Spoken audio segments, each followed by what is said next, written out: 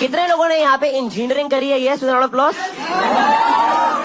और कितने लोगों ने इंजीनियरिंग नहीं करी है?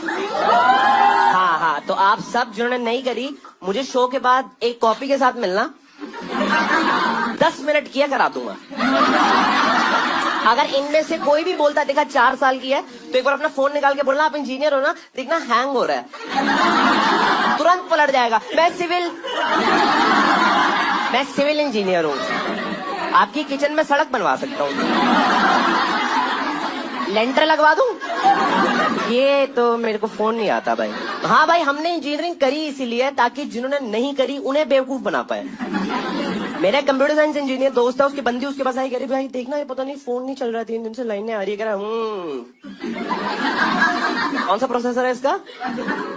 करियर वो तो पता नहीं, कोई नहीं मैं देखता हूँ। पता लग गया यार, इसके ना रैम में रोम घुस गई है।